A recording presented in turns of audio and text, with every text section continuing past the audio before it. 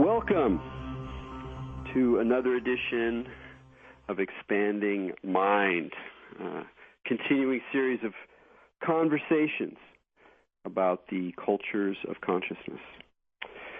A couple of years ago, after the death of Steve Jobs, I was asked to do a public talk about Jobs and his relationship to religion and spirituality, because as a student of American religion and its connections with media technology and popular culture, the death of Steve Jobs was a fascinating moment.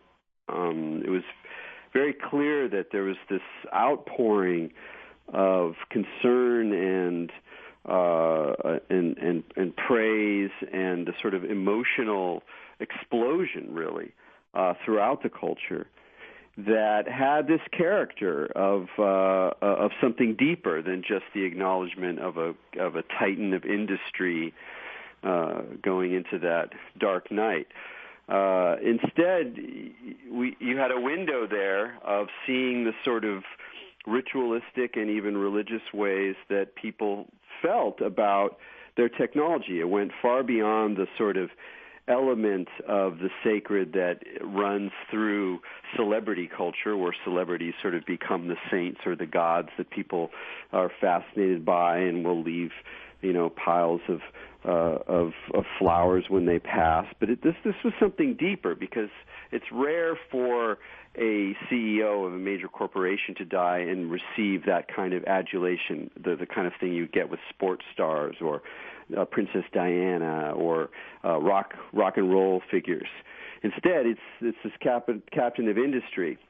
And that said something really deeply about the role of media technology in our lives, of computer technology, of this whole world of social devices and gadgetry that now kind of constitute our social reality in so many ways. And it particularly said something about Apple, that whether or not one is an Apple user, the ethos, the feeling, the design, the vision, the mythology of Apple products, and sort of typified by this figure Steve Jobs, really gets down to some basic values that people have that are often more religious or ethical or spiritual or supernatural even than people tend to acknowledge. We're not aware to quite the degree to which we are engaging with a myth when we're engaging with our machines. But at this moment, you can sort of see into this sort of hidden underbelly of the myth of Mac. And I'm really happy today we're going to be speaking with Brett Robinson, who just came out with a book called Appletopia, Media Technology and the Religious Imagination of Steve Jobs. And Brett is a professor of marketing at the Mendoza College of Business at Notre Dame. And so this is going to be a very interesting conversation, because not only is the story about marketing, how Apple continues to draw from very core elements of the ethos of the counterculture, of the spiritual but not religious worldview, even of certain kinds of Buddhist ideas in their fashioning of devices and in their creating a whole sort of lifestyle around the use of digital technology. But Steve Jobs himself has, of course, a very interesting religious biography. At certain points in his life, Hinduism, psychedelics, and especially Zen Buddhism played a very important role in shaping his aesthetic, shaping his sense of how computers could function in people's lives. So what looks at the surface like the story of the triumph of information capitalism is also in some ways a story of the triumph of a certain sensibility, of a kind of California mixture of personal technology and spiritual techniques. So I think it's going to be a really interesting conversation. Before we bring Brett on, of course, we have our co-host here in Expanding Mind, the lovely Maja Daou. Maja, welcome to the show. Hi, Eric. How's it going? Good, good. Hey, have you always been a user of Apple products, or were you? I know you have one now, but I do. You know, it's genetic for me. My mother was the third person in the city of Seattle to get that new Mac when it came out. There had been like the Apple IIe's, which I had as a kid. We would play Zork on the Apple IIe because we got one from my uncle. And then my mom was a graphic designer. She was like a freelance graphic designer. I can't remember the model of Mac, but it was like the first Mac that had like, you know, the freestanding monitor and like from like set apart from those Apple IIe's and Commodore 64s and like all those kind of computers. And she was like one of the first ones in the city to get the darn thing. So I remember so vividly as a kid her like adventures through Macintosh, and with like it would bomb all the time and like, you know, go through all this stuff. But because of my mother's use of it, like that was just the computers that we had. So for me, I felt more comfortable using them. Yeah, that's so funny because just right off the bat, it tells you something about Apple that even earlier in their career they were something that would be interesting to a graphic designer, to someone who wasn't just working with computer code or statistics or scientific readings, the kinds of things that computers had been associated with in the era of mainframes. And that already talks about the way that Apple was shaping itself to kind of get inside the aesthetics of our lives as well as the sort of rational operation. But I'm just like you. The Mac was always my machine. I mean, I did a little bit of programming in the early '80s, but that was my first device in the mid '80s, and I'm signed up. And now I'm a sort of grumpy, you know, like the way in any cult or religion, like the dudes who've been around for a couple of decades, they're always grumpy, and there's all this sniping, and it's like the new management, it's all going downhill back in the day, but you know, that's sort of what it's like to be a cult member as well. So with that, let's bring Brett onto the show. Brett, thanks so much for joining us on Expanding Mind. Hi, Erik Umaja. Thank you for having me. Yeah. So you teach marketing and its relationship to culture and psychology. And so, I mean, that's one place to start because, I mean, as I mentioned, I think one of the interesting things about Apple is that it's very layered. Like, you can talk about marketing campaigns as a way to understand how they're consciously developing a kind of mythology of the self and a sort of strategy of a lifestyle that's being presented. And, you know, that's one level. But then there's all these other levels, too, about Steve Jobs and the history of the company in California. And there's just lots of interesting ways in which religion and technology get woven together. So I'm curious, out of all these different dimensions, what was the thing that sort of caught your interest at first, where you started to go, hey, there's a deeper project here. There's something that I want to do. What element of it really stood out for you?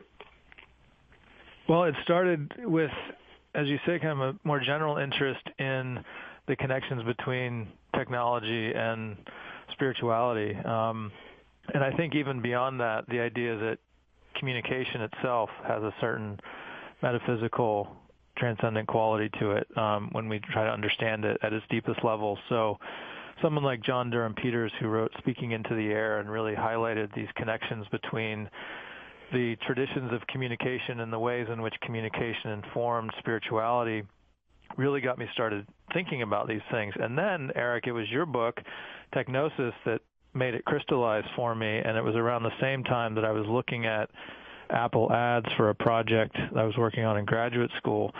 So, and I'm not saying this out of some false humility, but I think Appletopia is truly a footnote to Technosis.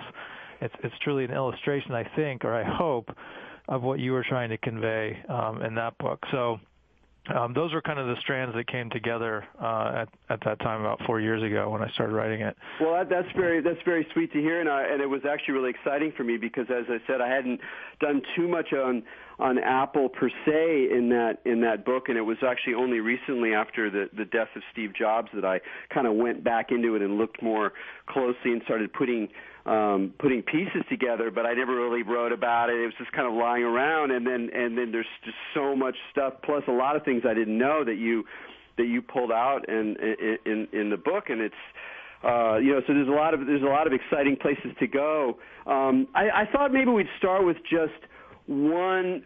Which of the ad campaigns, and not even just the ad campaigns, but even the sort of intentionality of the design that went into their products. But of all the products or the campaigns, which is the one that seems to you to best express on the level of marketing, on the level of the image that they're intentionally creating, the ways in which Apple have creatively gone into a sort of spiritual dimension or an element of ethos in the culture, and really try to sort of say what they were, show how they were doing something different that was tapping a kind of deeper source of value. Yeah, well, I start with the logo. It's an easy one. It's a low-hanging fruit, no pun intended, but it's a piece of fruit with a bite removed, right? So there's that temptation, again, no pun intended, to suggest that, hey, this is the forbidden fruit. We've taken a bite of it. In the biblical story, of course, it leads to the fall of man. But in the Gnostic story, it's actually the reverse, right? It's man reclaiming that divine knowledge or gnosis, and so it's seen as a form of liberation. And so one could, if one studied English in undergraduate, as I did, read these things into things as simple as the logo itself. But then as I went further and looked at more of what I call the iconography of Apple and the mythology of technology, you look at something like the 1984 television spot for the Super Bowl that became this iconic ad and really launched the era of big-budget cinematic type Super Bowl spots. In the ad, it's a Orwellian dystopian view of this techno culture where everyone's sort of slaves to what's implied to be IBM, and it's the Macintosh heroine that comes in and smashes this illusion and liberates the masses from this enslavement that becomes the hero. And so immediately you have this very kind of explicit mythological treatment of technology at a time in 1984 when there were a lot of cultural anxieties around technology. I mean, computers were associated with the Cold War and the space program and these very detached and sometimes nefarious purposes.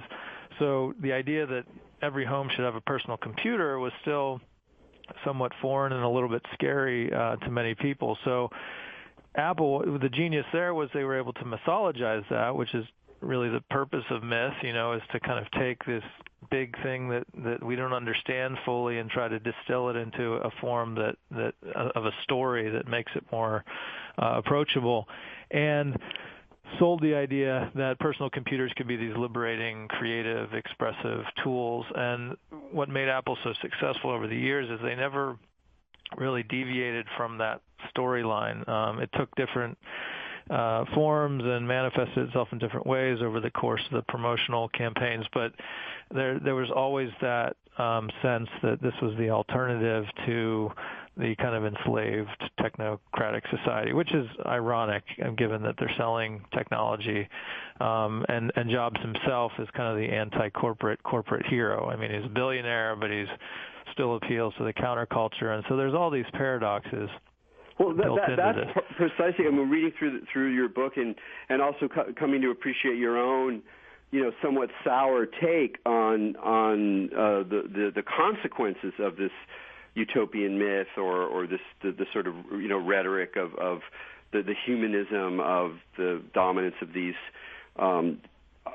technologies in our lives. That the paradoxes just go all the way through, and it's almost challenging you to think your way out of the paradox, to resolve it. And that's part of the point. Towards the end, you talk about how a lot of the slogans of Apple are themselves actually paradoxes. So the paradoxes that we experience in technology, that on the one hand, there's a liberating dimension or there's a liberating story around it, and personally in our lives it can be very liberating and bring us into new possibilities. And at the same time, every step of the way, we're just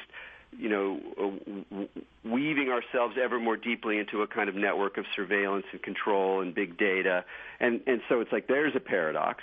And Steve Jobs himself a saint, a devil, like the sort of classic, like there's no greater, with the exception of Larry Ellison, there's no better image of the kind of techno CEO asshole. And at the same time, people feel about this guy like he's some kind of spiritual visionary who somehow crafted something that touches the depths of the human spirit. And it's like, how do you reconcile these images? I mean, even as a CEO, the guy, he never gave any money to anybody. I mean, he was a real jerk in a lot of ways, and yet there was this sense of adulation around him, which was really, the paradoxes go all the way through. Well, and just to add into, in addition to that, Eric, at the time, back in the day, I was on a lot of chat rooms, and I knew a lot of the hackers that were involved with this site called the Cult of the Dead Cow.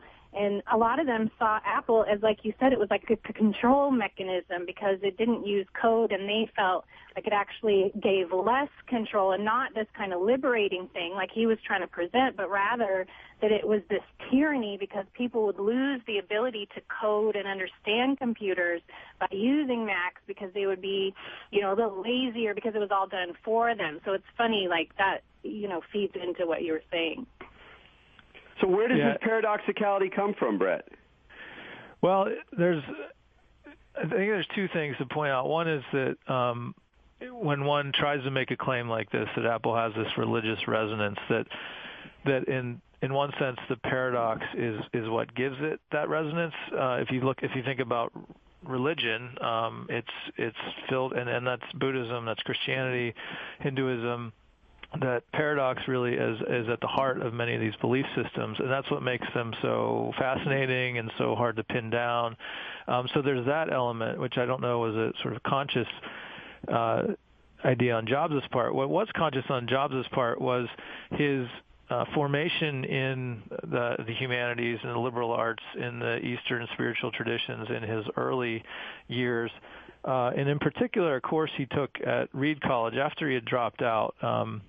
He still took courses, and one of the courses was on William Blake's poetry, and the professor had, I think, a profound impact on Jobs. He was very interested in Buddhism, and Blake himself, William Blake, the Romantic poet, was interested in Buddhism, one of the first translators of Buddhist texts. And his poetry was filled with paradox. The Marriage of Heaven and Hell is the classic kind of example that he saw heaven not as sort of the place of the good and hell the place of evil, but both were expressions of human kind of impulses and desires, and together, kind of in harmony, they form the entirety of reality. And so there was this notion that there was this poetic idea that we could resolve the paradox or create experiences that the yin and the yang are brought together. And I think Jobs tried to express that creatively through the advertising, through the product design, that these two worlds could coexist. And as you mentioned, some of the slogans, for some of the products that I mentioned in the last chapter, the iPod Shuffle, random is the new order, the PowerBook, less is more, touching is believing for the iPhone. So these kind of contradictory ideas being brought together rhetorically. But then, as you say, and as Maja says, all these other levels in which technology attracts kind of the paradoxical thinking. And one of the other influences I should mention that got this project started was Umberto Eco's famous essay on Mac being Catholic and DOS being Protestant, and I think it speaks to what Maja was talking about. Eco was a semiotician, looked at semiotic signs, symbols for meaning, and he kind of tongue-in-cheek looked at Mac and Apple as Catholic because it was full of icons, this lush iconography, and you didn't have to really understand computers to understand how to use a Mac, just like a medieval illiterate could understand the Catholic faith just by walking into a cathedral and being surrounded by its imagery and the music and so forth. Whereas DOS or Windows later had a more kind of a Protestant idea that you had to understand the text and you had to understand the code.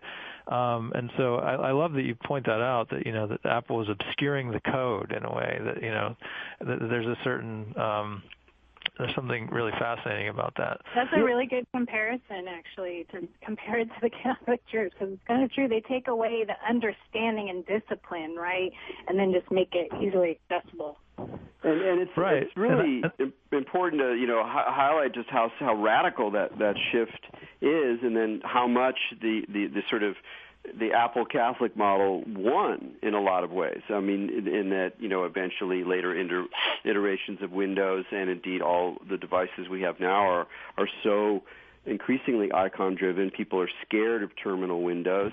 People don't want to look at a command line, and even the devices themselves are becoming increasingly less text-based. So the whole move away from code, linearity, textuality in our interaction with computers is, it's a massive shift.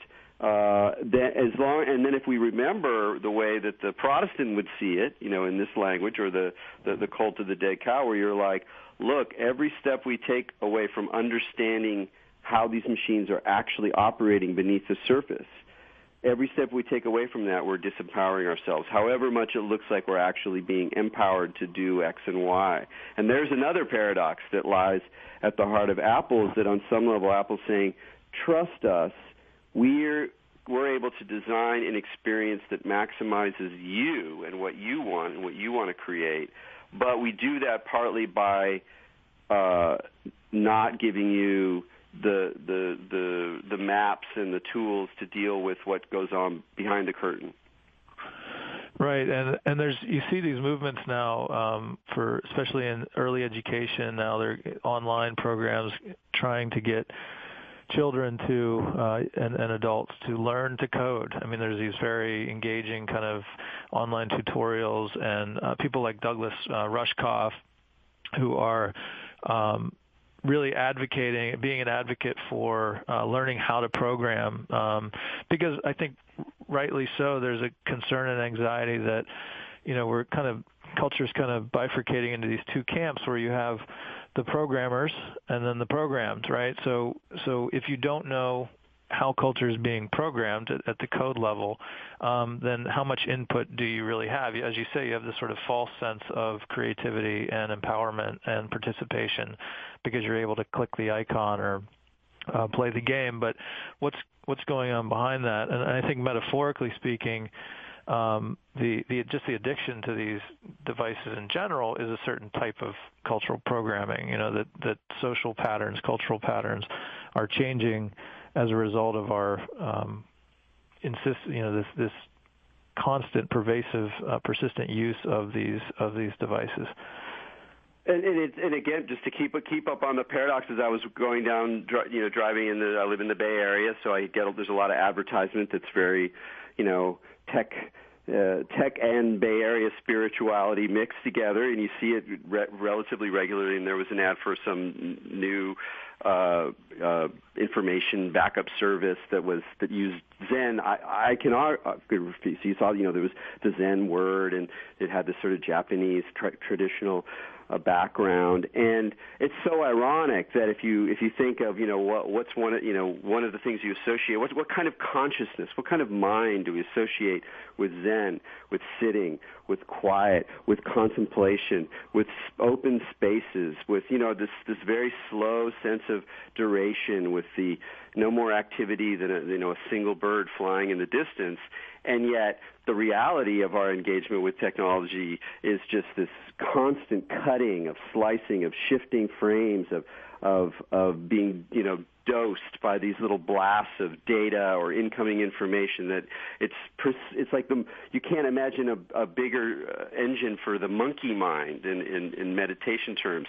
So we can see the way that the sort of dreams of the Buddhist meditator or of the yogi, and yoga is so big in the same kind of world, you can see the way it's trying to balance out a much more problematic, potentially addictive, certainly distracting, certainly scrambling kinds of effects of what these machines actually do in the fabric of our ordinary lives. Yeah, and you have these conferences out there too that are getting fairly mature now, like the Wisdom 2.0 conference, where they teach mindfulness to tech people, tech executives, people that work in tech. And then there's, and I mentioned in the book, the Waldorf School in the Bay Area, where sons and daughters of Google and Yahoo and Apple execs are going to a school with no computers. So there's an awareness even among those creating the products and these objects of desire that there needs to be an antidote to this torrent. And I think Jobs, in the Jobs mythology, in the Jobs version of the story, the intuitiveness and the simplicity of the products themselves was maybe supposed to be a built-in kind of antidote to what would eventually become kind of this unintended consequence of distraction and addiction and all the things that seem to contradict those ideas, those Zen ideas that you described so well. So, one of the ironclad rule of technology is that there are these unintended consequences, and that's kind of what we're living with. And this Apple story is just such a fascinating chapter in this development. I think, as you say, as members of the cult, you kind of get disenchanted.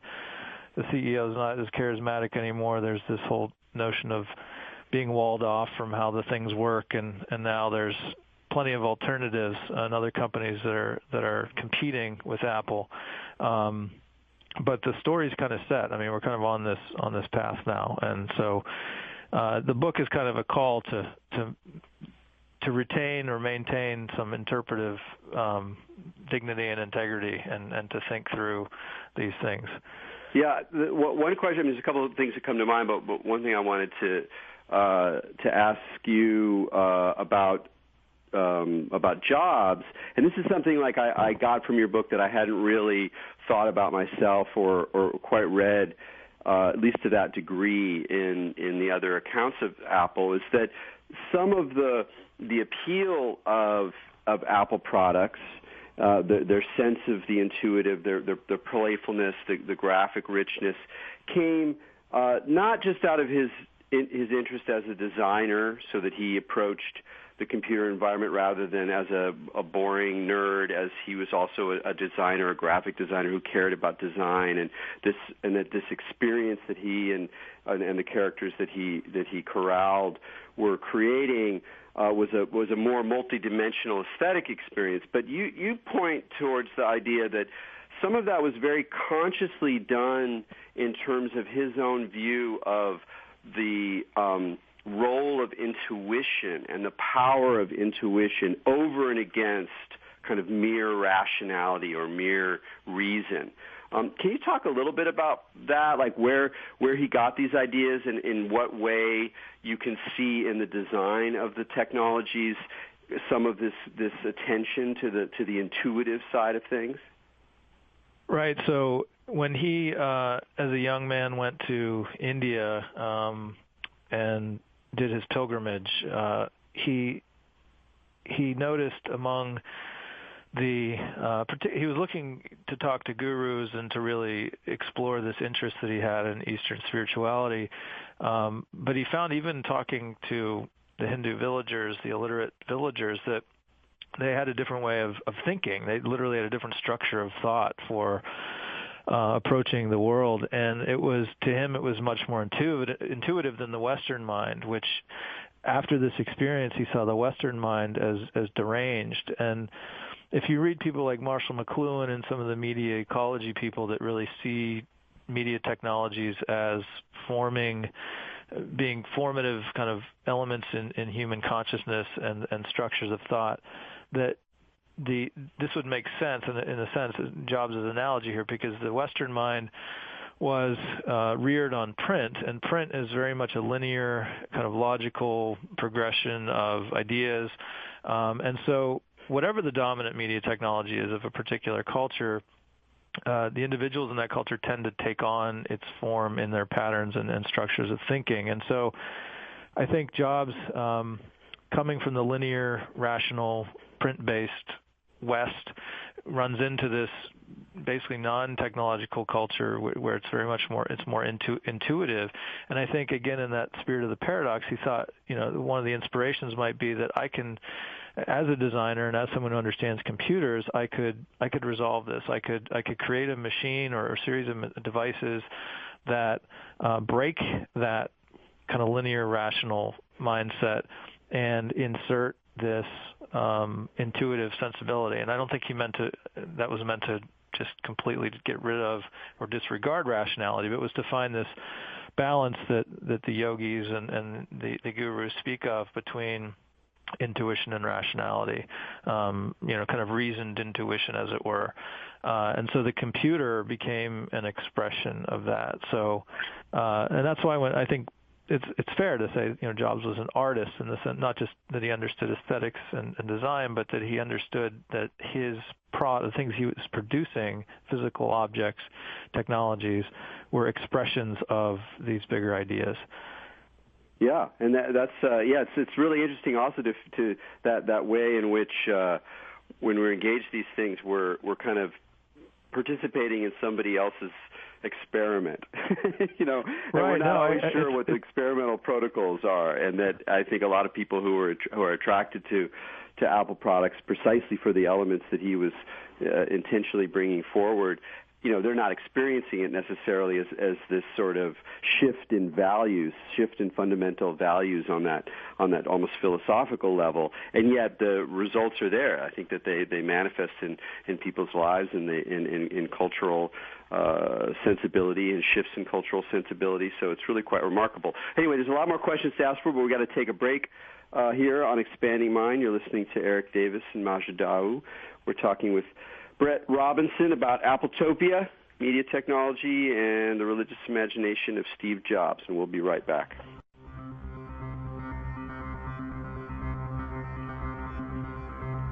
Welcome back to Expanding Minds on the Progressive Radio Network. This is Maja Dawu here with Erik Davis. We're speaking with Brett Robinson. We're talking about computers and Apple and religion and how some spiritual ideas can infiltrate technology. And I wanted to ask you, along some of those same lines, we've been having the conversation about how Apple was able to, through its media and, PR and stuff like that, present these paradoxes to try to trigger that response. And then there was also the imagination of Steve Jobs himself. But I wanted to, if you could, maybe compare that to Bill Gates, because I grew up in Seattle, and I knew a lot of people that worked at Microsoft. I've been to the Microsoft facility, been in there, and funnily enough, all the people I knew, which, is a handful, it's not a lot, but all the people I knew that worked at Microsoft actually had Apple computers, which is pretty hilarious. And I was wondering if you could say, where do you think Steve Jobs' imagination in terms of the Appleness, how did that differ from Bill Gates? What did Bill Gates do, wrong, so to speak, or what boat did he miss, that it just kind of was so different? Yeah, I think the more, even after I wrote the book, I kept thinking through this and the questions like that, trying to get to the kernel of what was so unique, and I still think it goes back to art. And I think it goes back to the notion that particularly in a more secularized culture, that art serves a religious function or purpose. And Jobs was not shy about incorporating in whatever way he could, metaphorically, explicitly, implicitly, these poetic ideas, these artistic ideas, these aesthetic ideas into computers, which was not necessarily a natural fit at the start. Like you said, you start with command line and green letters on a black screen, and when he launched the Macintosh in the auditorium in California and showed the early kind of paint program with his photo in it and showed how you could manipulate images, this drew the biggest reaction from the crowd because there was this notion that that's not what computers do. Computers calculate. Right. It worked with my mom. Like I said, my mom was an artist. She bought it hook, line, and sinker, man. Right. Yeah, and there's a story in the book about when he's visiting John Lennon's son after John Lennon had passed away, and Andy Warhol's there, in this Manhattan apartment, and he brings Sean Lennon a new Macintosh for his birthday. And Andy Warhol, the famed American pop artist, comes into the room, and he sees it, and he wants to play with it. And it's just the paint program, again, very rudimentary, basic, but he's blown away. I mean, they can't tear him away from the computer. And I talk about this story as kind of a passing of the torch in American popular art, in the sense that Warhol kind of broke open the door of combining consumerism with artistic sensibilities, and then here comes Jobs with a really sexy technology that does the same thing, and then he's off and running. And so that's where Gates was brilliant, and Microsoft's very successful, but they were saw themselves as a business machine. I mean, that dichotomy is finally kind of fading, that Windows and Microsoft are for doing business and accounting and spreadsheets, and Apple's for doing art and movies and that sort of thing. Now both are kind of cross-pollinating, but as a marketer, that was not necessarily a bad move for Gates. I mean, to say, all right, you want the artsy crowd, I'll do the business, because that's going to be I'm going to get more market share out of that anyway. Well, it's also interesting if you compare the two CEOs, and I think anyone who spends very much time studying religion has to grapple with another paradox, if you will, that people who are profoundly creative on a religious or spiritual level are not always the most moral people, and vice versa. And what's sort of interesting about this story is that clearly, Jobs is the hero, the artist entrepreneur, the inventor of a whole, of actual new categories of products, the transformer of lifestyles, and then you have the sort of more plodding Bill Gates, who's more dry, more left brain, and cranking it out for the business community, et cetera, and that, okay, whatever else you might want to say about these guys, Gates is devoted himself on a lot of levels, with his admittedly enormous largesse, to solving some real serious problems in the world. And the dude has done some good. I mean, whatever quibbles you might have about the Gates Foundation and the politics of AIDS in Africa, blah blah blah, the guy's done a lot of good. And Jobs, for all his trips to Tassajara to meditate, for all his love of Yogananda's books on the book, The Autobiography of a Yogi. The guy was a skinflint. He didn't give anybody. He didn't do hardly any work to support people through philanthropy, through setting up foundations, through any of that, because I think he felt that the way he was changing the world was through these products, but it clearly didn't lead towards at least some of the ways we think about a more full-bodied moral life of compassion and service, and that's another weird paradox. That from this perspective, in some ways, Gates looks like a good guy, the good guy, even in that kind of stereotypic battle. But Jobs banned porn from Apple devices, so that's his moral contribution to that's a joke, by the way.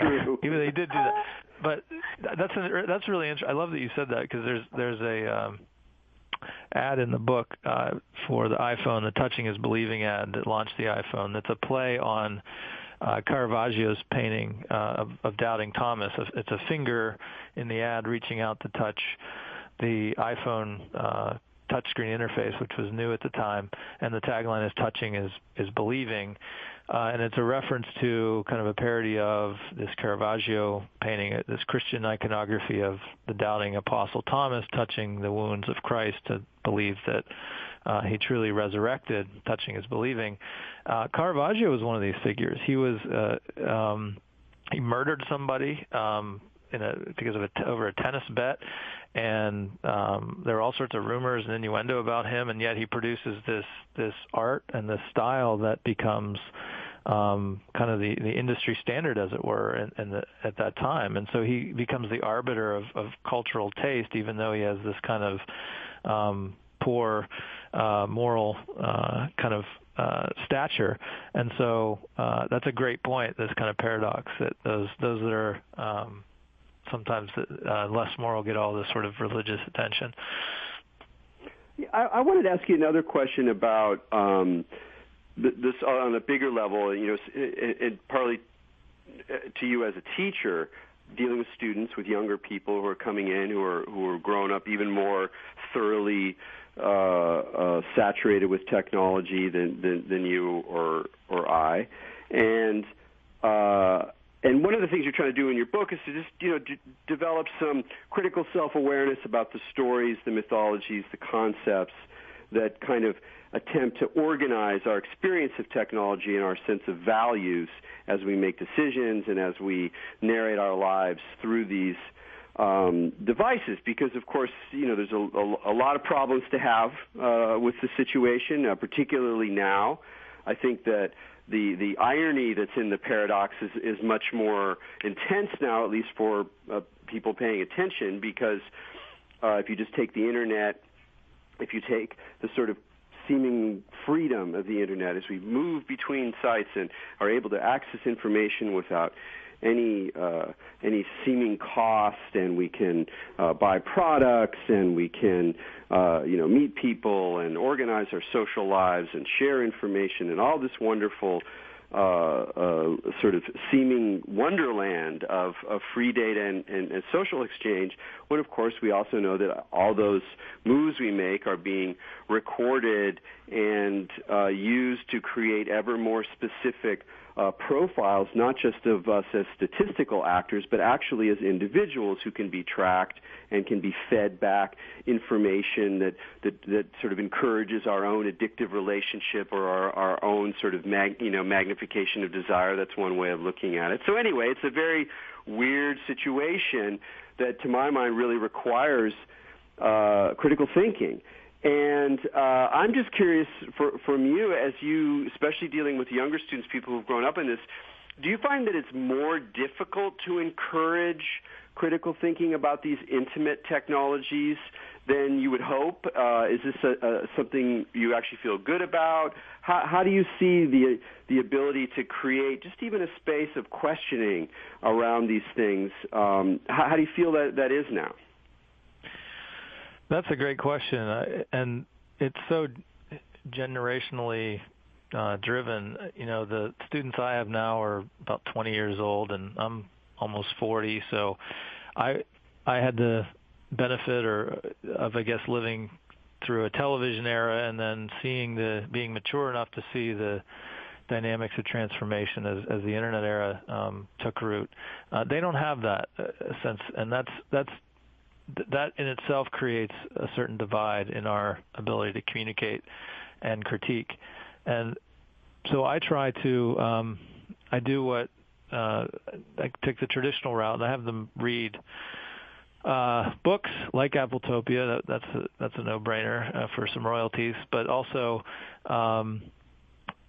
Neil Postman, Amusing Ourselves to Death, and really try to get them to start having that conversation. And I notice, at least so far, that it doesn't go quite far enough. And I think part of that is that I teach in a business school. I think it would be different if I taught in the Arts and Letters program, or taught, among students that were doing a, liberal studies type of degree where they're reading great books and really already kind of loosening their attachment to some of those things. But business students have to be tied to these things and have to be champions of these things in order to be successful in business. And so that's a challenge for me personally, and a paradox for me as someone who advocates for this critical self-awareness, that I teach a course on social media. So what do you say to a group of people that are training to be, again, champions and advocates of a culture in which everything is tracked and conversations online are used by marketers for all sorts of purposes? So I lost... Well, what do you think about, let's talk about that for a second in terms of the religious aspect. So, God, theoretically, watches everything, and we're held accountable for all of our actions through our consciousness. That's a kind of idea of karma. So here, even though, right, it's like people or the NSA or, these organizations are kind of in a weird way fulfilling that role of the Eye of Providence. In fact, if you type eyeofprovidence.com, it takes you to Google. So it's like, what do you think about that technology trying to replace that role of Eye of Providence in terms of what we've talked about with the religious implications? Yeah, no, you're right. There's other sites too, like Church of Google, that gives 13 or so proofs for why Google is God. That it answers all prayers, it knows all. So, yeah, I mean, there is that. I don't know. I think, and I don't think people are sheeple. I think everyone has, agency and awareness, and I think that there is a sense that this kind of perverse comfort that comes from having the machine that know you, that in a way, and this has been written about in some of the scholarship, that we are engaged in the work of being watched. So we are being paid, in a sense, not maybe monetarily, but we're being rewarded or incentivized to be exhibitionists. The more that we share, the more that we get in some incentive, whether that be ad messages that are targeted to us or these sorts of things. And the argument goes that, why live in a world like we did 20 years ago, 10 years ago, where I get bombarded with all this information that's not relevant to me. Now that marketers know who I am, they can speak to me in a much more direct and intimate way and tell me things and offer me things that are useful to me. In that sense, I think people find a certain, like I said, kind of a perverse comfort in that okay, well, I'll give that up so that I can have these other benefits. But in terms of the religious connection, that's where I have more anxiety in terms of the kind of cultural shift and drift that we're undergoing. Because I just saw Gravity last weekend, and I was talking to someone at this movie with Sandra Bullock and George Clooney, and they're stuck in space, and they have to essentially rely on all of these technological solutions to attempt to get back home. There's a scene in which the space debris is knocking out all these satellites, and George Clooney says, "Well, half the planet just lost their Facebook," and I think it was an intentional move by the writer or director to say that, in some sense, this being stuck in space, kind of rudderless and detached from materiality, is a metaphor for our technological condition, our digital conditioning, where we spend so much time in the cyber that the material world starts to fade, and it's sort of there in the background, just as in the movie, this big, beautiful planet Earth is in the background. And I don't want to spoil the movie, but I'm going to have to make my point. So turn the radio down if you don't want to know. But when she makes it back to Earth on the escape pod and she lands in the water, there's this very, spiritual kind of imagery in which the water rushes into the pod, and it's almost like a baptism or rebirth. She crawls onto the shore and grabs the sand and just says thank you, the sort of prayer to the earth or to God, and it's because she's reconnected with her own body, which was kind of weightless and in space, and now she feels again the gravity of being a human, of being connected to the natural world, the material world. And the clay. In the clay. Oh, exactly. Yeah. You could do a whole dissertation on this. And when you look at when she's in the pods themselves, one has an icon of St. Christopher, another one has a Buddha. When George Clooney floats off into space, the last thing he says is how beautiful the light on the Ganges is. So there's all these little kind of religious, spiritual hints combined with this very technological experience of being in space. Anyway, so I love the movie, and I think to make this longer story a little longer, I think it speaks to the themes in the book and the question you ask, which is these two things, our spirituality and our dependence on technology as sort of this saving force, this salvation, are so intertwined that there's some confusion, I guess you could say, and so that hopefully we can hold on to that awareness. Well, for you, like, how do you navigate that confusion, particularly when you're working with people who are largely going to go on, if things work out for them, to be making decisions, sometimes very fraught decisions, sometimes probably not very progressive ones, but hopefully there's other zones of possibility that keep things from getting too out of control. How do you sort of navigate your own ambivalence as you're sort of trying to get people move them forward in the profession, move them forward into being part of the process in a way? Yeah, I mean, again, I try to emphasize through some of these readings that inform the course, this critical reflection as being essential to the process. But also I hold out this faint hope that, like every other technology that's come before, that the imposing and seemingly overwhelming force and presence of the new technology eventually kind of fades, and that's a double-edged sword. I mean, we don't talk about the effect of the telephone anymore, right? So somehow the telephone's going to disrupt social interactions to the point that no one's going to talk to each other in person anymore. They're just going to call each other, and one could argue that smartphones have amplified that or whatever, but we don't generally have an anxiety about having a phone in our house or a television. So I have this faint hope that with time, that reasonable human beings who are made in the image and likeness of God and who have that God-shaped hole in their soul aren't at an essential level ever going to lose that sense. And the technologies will, rather than us really adapt to them, that they sort of adapt to the environment we create for them. So that's more of a longer view of things. In terms of the students that are with me now and the message I give, it's that this critical reflection is essential to whatever they do. And that's not just business. I have 4 kids now, and I think one of the best kind of therapies or exercises in reflecting on the effects of these things on the human person is to have children, because now all of a sudden it's not just about me. I'm responsible for these other human beings, and I'm noticing if I put them in front of a television or a device, a change in behavior and a certain lack of empathy that follows. And so I tend to observe these things very keenly. It's because it's what I do academically, but also because I'm a concerned parent. And I think other parents may feel that way too. And so I think that's another way in which we can kind of revisit or hold on to that critical awareness. So it's like you're trying to make to keep space open there. It must be very intense. I don't have kids.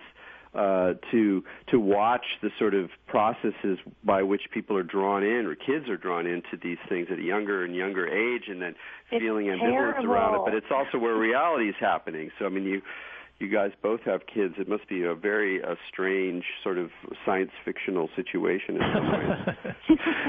It's terrifying, Maja. I don't know how you've dealt with it, but well, my girls are 8 and 6, and I completely kept them off of devices until my younger sister moved in, and she has an 11-year-old daughter that's on the darn things all day. So they see her on it and want to do it and use it, and I see them, and they just get totally it's obsessive compulsive. It's like a possession. It is like a possession, and we didn't have a television until last year. My kids are 8 and 5 and 3 and a baby, and so. But the reason I bought the television was because, and we didn't have cell phones either. But then we had to make these sort of strategic decisions about, okay, well, you're pregnant and I'm at work. How are you going to reach me if I'm not in my office? Okay, I'll carry a cell phone, and then you go down this slippery slope.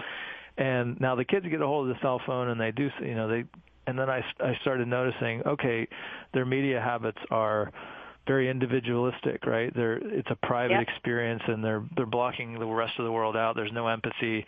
So in this weird kind of perverted solution, I said, okay, a television, at least it's communal. It's electronic, so it'll satisfy that need. They're only going to get 20 minutes a day, or just on the weekends, or however we end up doing it. But at least they'll be together, and at least we can, as a family, watch something, talk about it, and which you weren't doing when you had these personalized devices. So that's fascinating. Right. That's a really interesting move. I hope you actually write about that. That's actually I haven't heard quite that, but that twist. Yeah, the hearth effect of the television as a kind of saving grace in the era of personal devices. But we're gonna have to wind it up here, Brett. I want to let you. Is there any place online people can find out about you, other papers you've done? It'd be hard to share all the URLs, but it's mostly on this book and these same themes. There's an op-ed in the LA Times and some stuff in Wired that were excerpted. And great. There's also an essay I did for Marginalia, which is kind of an up-and-coming review of religion and culture. Look that up. If you look up anything from this talk, the Marginalia essay is great, and the Marginalia site is great. They're partnering with LA Review of Books, and they have a lot of interesting stuff going on there. But so that's a place to start. And Erik, you're very prescient, because the next thing I want to do is talk about children and media, because I think when we talk about consciousness and cultural consciousness, that if we want to kind of turn the tide or stem the tide, it's in our children. Not, I think we're kind of past due in terms of being able to change things. So we're pretty hardwired. But thank you guys very much. This has been fantastic. Okay, wonderful. Well, thanks, Brett. And from Maj and me to all you out there, keep your minds open.